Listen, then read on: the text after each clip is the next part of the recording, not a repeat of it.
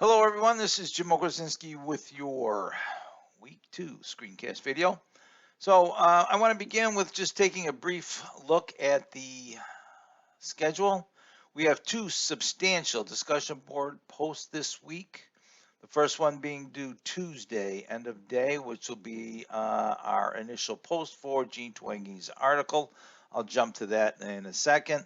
By Friday, another substantial post for our John Lukianoff and Haidt, Coddling the American Mind article, and I will review that when I get into the discussion boards in a minute. So post on Tuesday, post on Friday. Responses are due by end of day Sunday. If you post, remember the initial post is the critical component in this. Remember and always remember, if you do not complete your responses when you post your first post, the initial post, to come back by Sunday. You'll find out that I do grade these discussion board posts first thing on Monday, and if they're incomplete or you didn't come back to the discussion board to record your responses, then points will be adjusted accordingly. All right. So remember to come on back. Usually I comment on initial posts and remind you to come back to the board and complete your responses. Now, one of the items I want to talk about first is the email protocols. I've received several emails this week, mostly about the syllabus and Google Drive exercise, which I'll get to in a minute. But the emails are just scattered.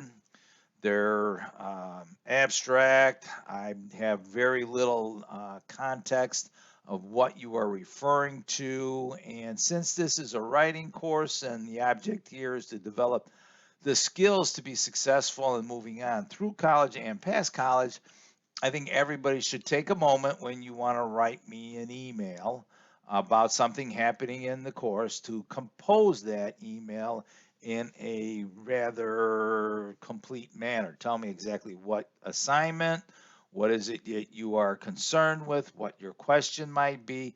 It just enables me to respond intelligently, be able to, and completely, so that I can answer your questions. A lot of people have commented in the syllabus and Google Drive activity about contact. I check emails 3 to 4 times a day. Early morning, about midday, somewhere in the evening, maybe 5, 6, 7 o'clock if you're doing work late at night. Hey, I teach 7 o'clock classes, virtual classes at the College of DuPage. I'm not up to all hours. So I can assure you, if you want to email me at 10 o'clock, you're not going to get an email return until the next morning. All right. I also, starting about week 3, I will have my virtual office hours that is indicated in the syllabus, and I will have those open from 10 to 12 on Tuesday. We'll provide the link so you can just use WebEx, click in, dial in, and we can conference. You can ask questions or go over issues or problems at that time. All right. So remember, email protocol. Schedule Tuesday, Friday, Sunday, as I said earlier. Let's talk a bit about the syllabus in the Google Drive exercise. The purpose here was twofold: for you to acquire the course Drive account and put it into your Drive for not only the Google Drive activity, but there'll be other activities that we will participate in during the time in this course, and you need access to that Drive account. Peer review, you're drafting in peer review for the research essay later in the course is going to happen in Google Drive. Very straightforward. You have to learn how to copy a document, rename it, and use it, because there will be forms in some of the Google Drive folders for you to use throughout the semester. Critical skill set. It's just not that hard to learn. Now, if you don't want to write in Google Docs, I get that. You want to write in Word, that's fine with me. You should be able to be aware now, after completing the syllabus in Google Drive exercise, that Word documents work in Google Drive. So you can drop a Word document in there. As long as it goes in a folder where I have access and everybody has access, I'm all good with it, because I'll convert it into a Google Doc and comment there. Everybody who did the same can see that comments are just the same in the Word document there and also in a Google Doc. So one thing, the purpose along with learning Google Drive was also to really read the syllabus. I don't like going through the syllabus. It's kind of a mindless activity. However, a lot of times students miss one critical component, and that's the submission guidelines for coursework and essays. And it says right here, emailing a document or sharing a GDoc does not satisfy the requirements of any coursework or essay assignment. This also applies to GDoc stored in a course/essay folder. You must submit an accessible GDoc link to the appropriate assignment in Canvas by the due date and time. This is said twice here. So once again, there are probably Google Drive syllabi sitting in the folder and people did not upload to Canvas. And everybody always sends me an email saying, well, why did I get a 0? If you didn't submit to Canvas, this is the reason why you have a 0. All right. So it's just straightforward. Google Drive is required. In the folder, submit the GDoc link from that document in the folder up and into Canvas. Everything is all good. And one note too about the, I say that's about it on the syllabus I wanted to point out. Everybody's got the schedule. Everything's good on that. One thing I do want to, make sure that everybody is aware of is the, let's see, the discussion boards here. All right, let's get to discussion boards. All right, so we have the Twangy article that is to be written about. It's a rather lengthy article. It's a pretty easy read. You can click on the link right here.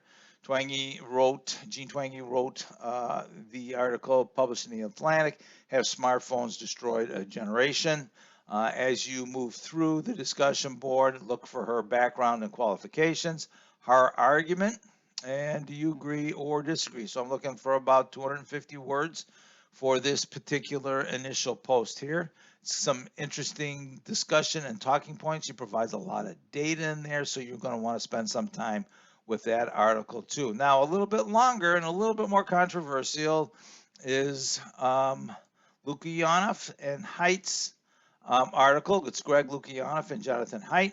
They have an article here. This was also published in the Atlantic, The Coddling of the American Mind.